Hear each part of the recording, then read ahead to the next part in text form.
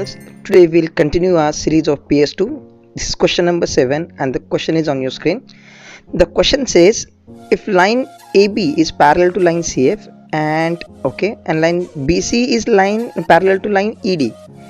Nice. Then prove that angle ABC is equal to angle FDE. Now very first, if you observe ABC and FDE, there is no direct link between these two angles. So very first part is what we have to find that link which will connect these two angles together, correct? Now if you observe the diagram according to the position, if I consider angle ABC as X and EDF as Y, then what common link we can find out is what we have to consider first of all whatever the details are given. AB is parallel to CF, right? AB is parallel to, this is AB, this is CF. So considering BC as a transversal, for the X, this Z over here can be corresponding angle, right? And this Z is nothing but the exterior alternate angle to this angle Y. So Z will act as connecting link for angle ABC and angle EDF. So our first step is what we will consider this short names for the angles ABC and FD, right? And we have to consider one more angle which will act as a connecting link for them, and that angle is nothing but angle Z as shown in figure, right? So if you observe the diagram now, as per what we decided, X and Z are nothing but the corresponding angles and Z and Y are nothing but the exterior alternate angles, and that what makes them equal to each other here. So we always start a solution of the proof by writing the given details. The given details are AB parallel to CF and BC parallel to ED, and we have to consider angle X, Y and Z as shown in figure, right? Now what we decided for the first of all transversal BC, we can say angle X is nothing but corresponding angle for angle Z, right? And the reason will be corresponding angle theorem. Reason why we are writing theorem, because lines are given parallel to me, correct?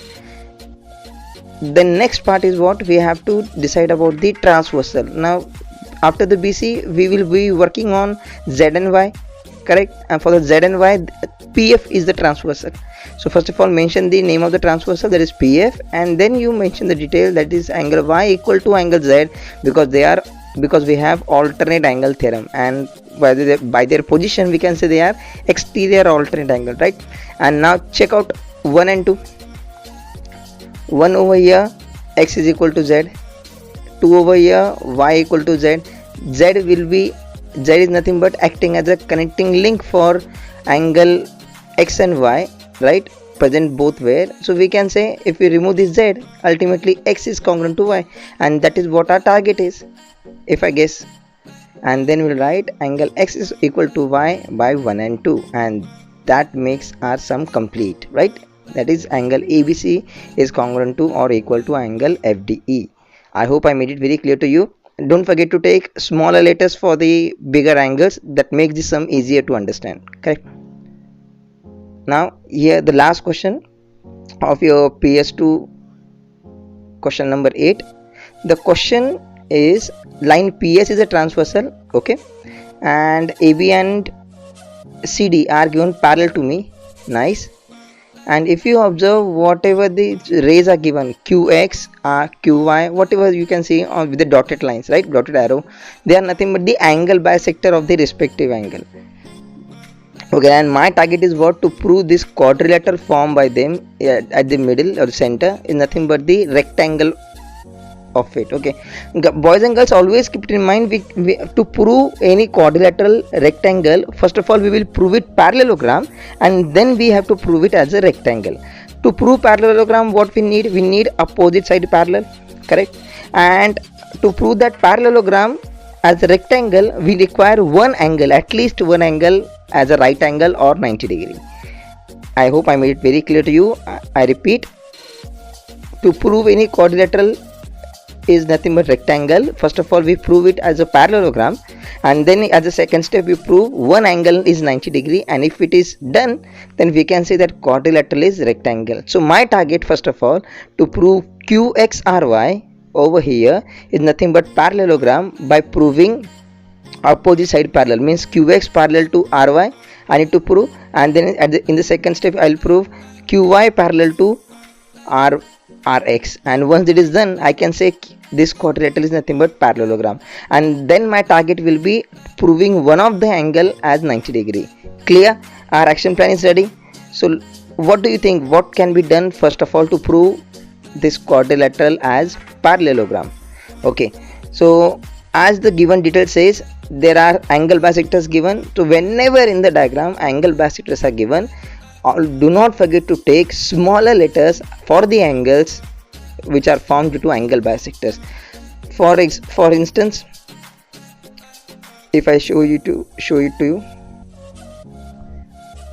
this corner can be taken as xx or gg, hh, whatever two letters you can consider. Okay, but do not take that letter which is already present in the diagram. So let's begin with the sum. Here are the letters taken already.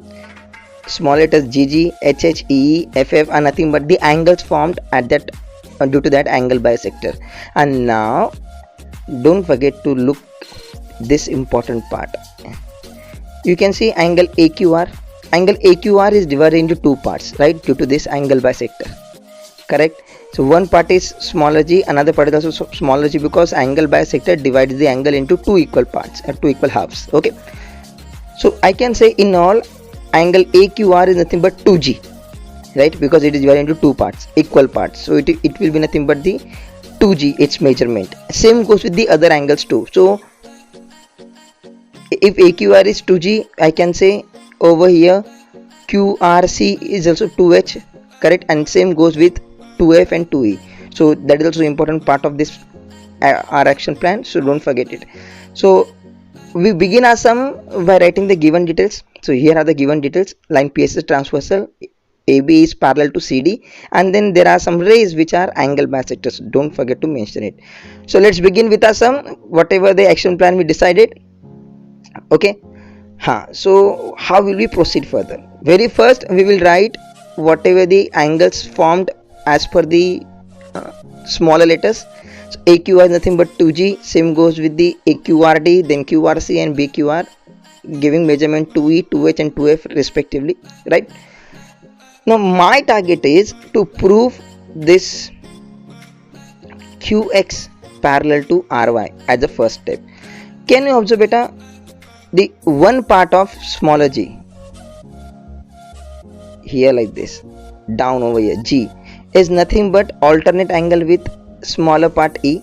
If I am able to prove this angle g here and this angle e here are equal to each other, then ultimately I can prove this QC and RY are parallel to each other by alternate angle test. So my target is what, to prove g equals to e, and once it is done I can say that these two bisectors are nothing but the angle bisectors are nothing but the parallel rays. Okay, so how to prove that g equal to e? Now I am given with the one detail that AB is parallel to CD already, so I can say AQR, that is 2g, is equal to QRD, that is 2e. This is the information that I can extract from the given detail, right? 2g equal to 2e because they are alternate angles, and if I divide both the side by 2, then ultimately I'll be left with only g and e. So let's begin. This is what we need, correct? So here we are. First of all, 2g equals to 2e because they are because of alternate angle theorem by 1. What does the 1 suggest? That AB is parallel to CD, and that is why we are utilizing this theorem, right? So 2g equal to 2e we have, and now my target is what? I require g and e alone. So what to do over here presently? We will just divide this both the side by 2 to eliminate 2 from the given equation or equality. Okay, so what to do now? We will divide both the side by 2, and as a result we are left with only angle G and E, and that is what our target is. This G and E, single G and E, are nothing but alternate angles, right, for ray QX and RY over here, and that is why we can say QX is parallel to RY by alternate angle test. Correct? See G over here and this GE over here are making alternate angle, that is Z shape. Right? I made it very clear to you. Now as we have proved QX parallel to RY, similar manner we will prove QY parallel to RX. Right? And for that we will take 2F and 2H. Right? So here we are. So our first step is what? 2F equal to 2H, because again alternate angle theorem. Again I will divide by 2.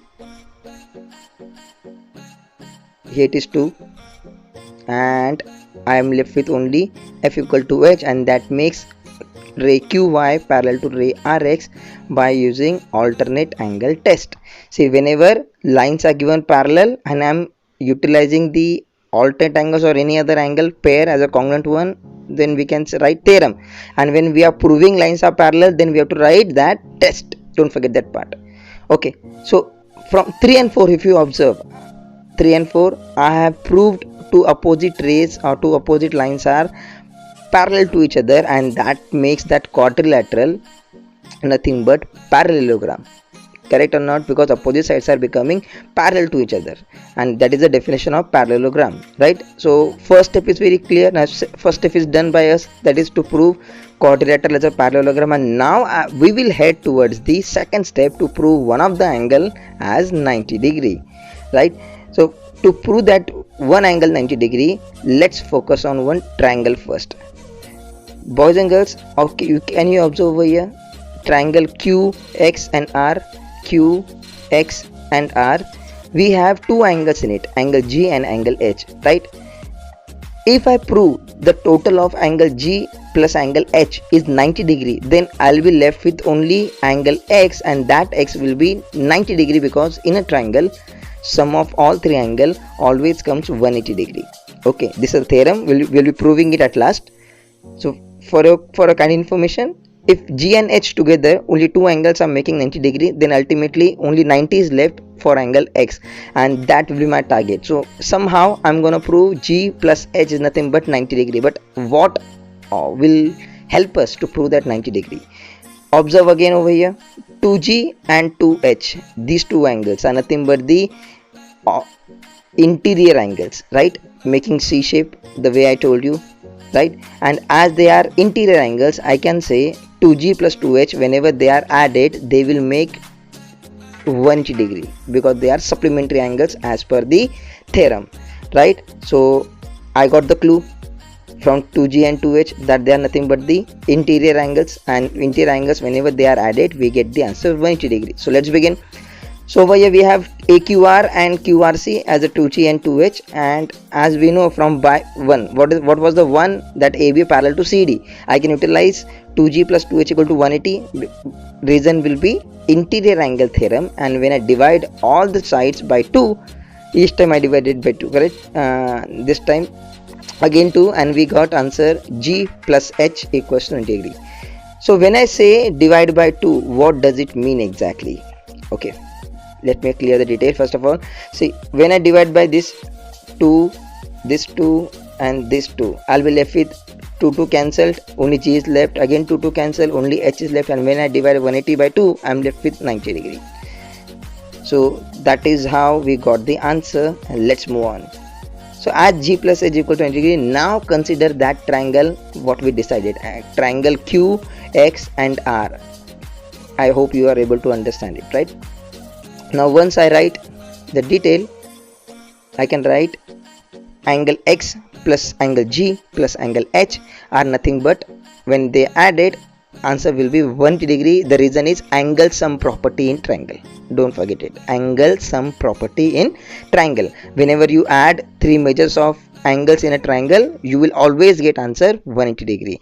Now in 5 we have proved that angle G plus angle H equals to 90 degree. So mention the detail again, and now by doing simple operation or simple mathematics, I can shift that 90 towards the 180, and that goes in negative, right? So 180 degree minus 90, I'm left with only angle X, that is equals to 90 degree, and that's what my target is.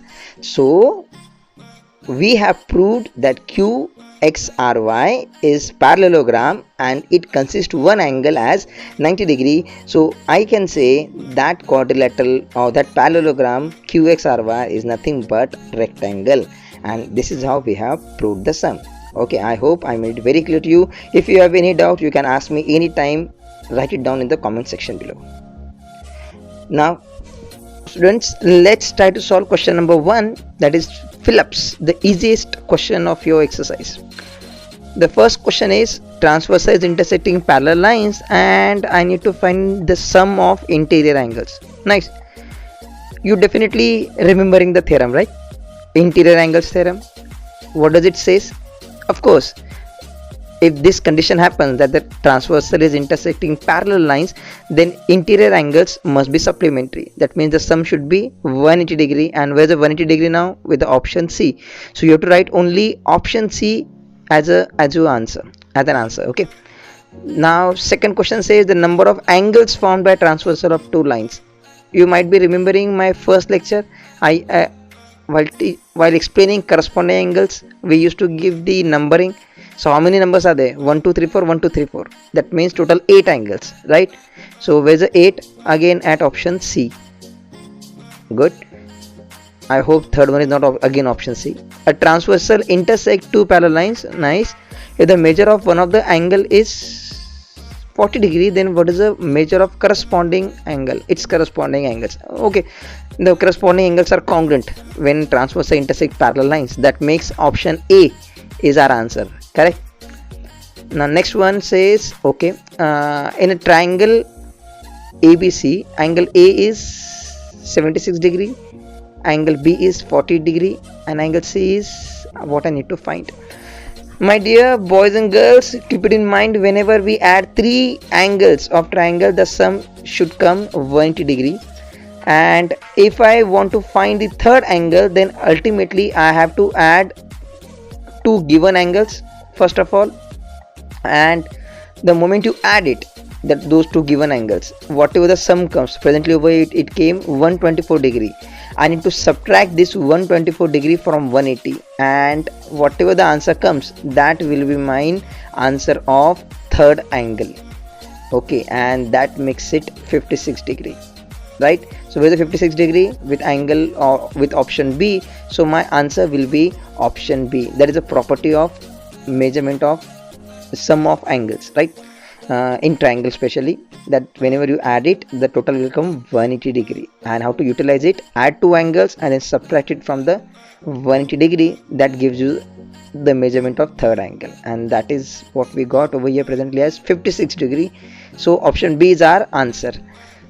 The last fill-up is two parallel lines are intersected by a transversal. Nice. The measurement of one of the alternate interior angles. Alternate interior angles are equal in measurement by alternate angle theorem. So don't get fooled by only interior angles.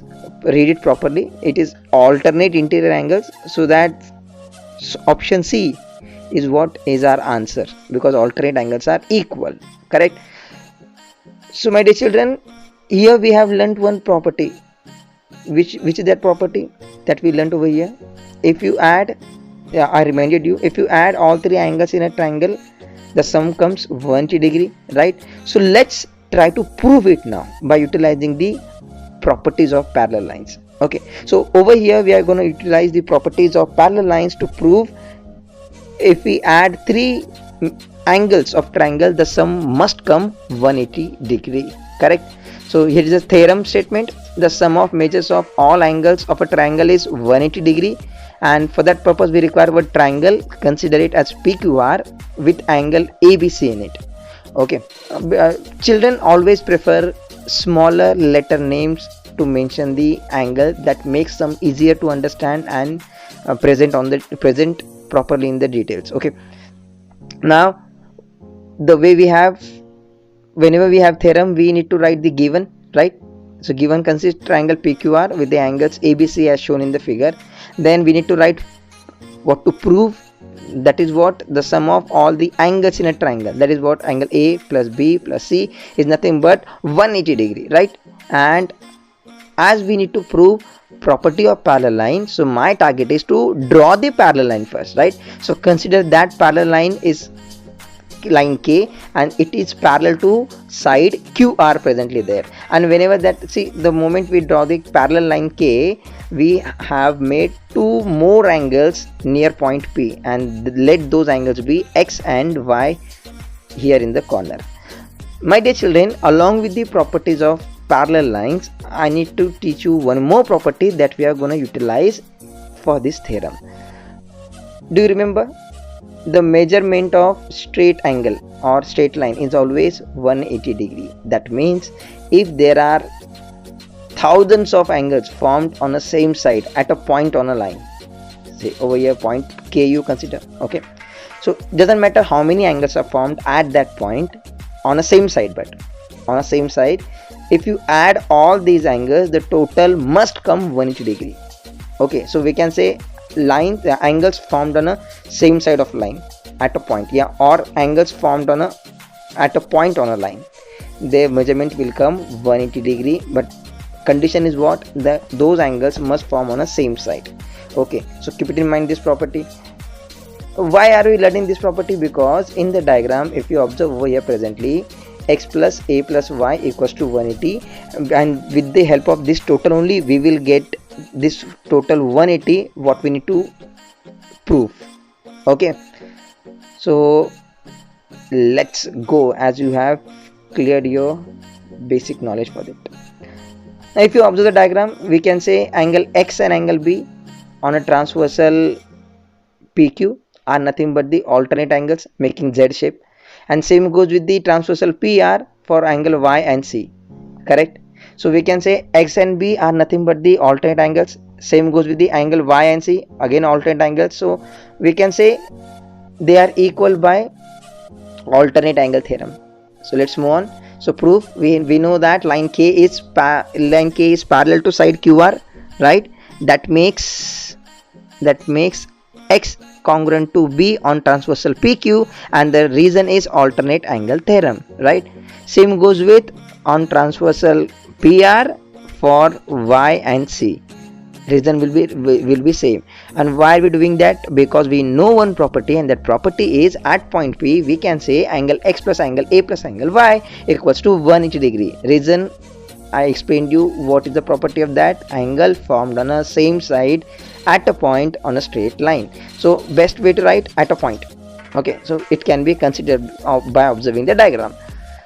So now observe what I need to prove. I need to prove angle A plus B plus C as 180 degree. What we got over here? X plus Y plus A.